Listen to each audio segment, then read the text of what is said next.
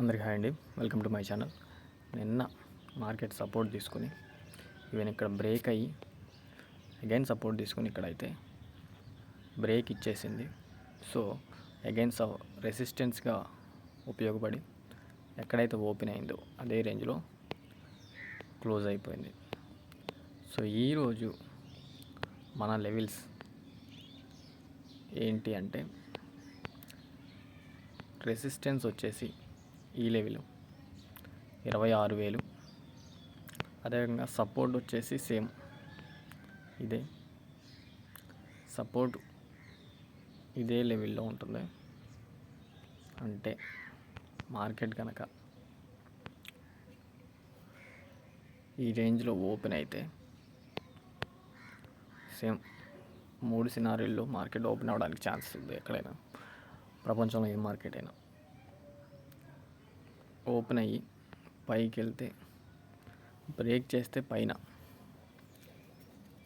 లేదు market down side చూస్తుంటే దీని బ్రేక్ అయితే కింద. అదేవిధంగా మార్కెట్ గనక ఓపెనింగ్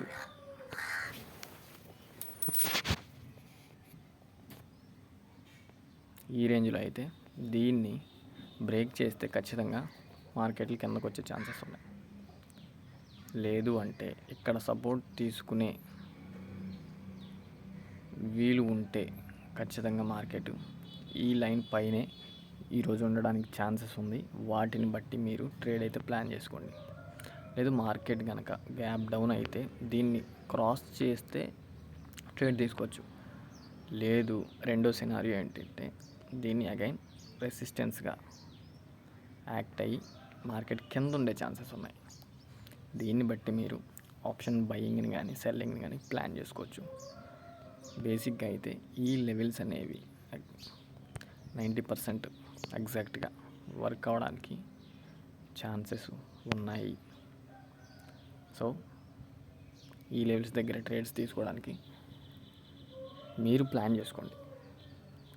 ఆప్షన్స్ బయ్యర్స్ అయితే బ్రేక్అవుట్ల కోసం వెయిట్ చేయండి. లేదంటే కన్సోలిడేషన్లో ఉండిపోతే మీకు ప్రీమియం డికే అవ్వడానికి ఛాన్సెస్ ఉంది. ఆప్షన్ సెల్లర్స్ అయితే ఉపయోగపడుద్ది. ఆప్షన్ బయర్కి బ్రేక్అవుట్లే కొంచెం ఎక్కువ లాభాన్ని ఇవ్వడానికి ఛాన్స్ ఉంది కాబట్టి బ్రేక్అవుట్లు ట్రేడ్ చేయండి. Thank you.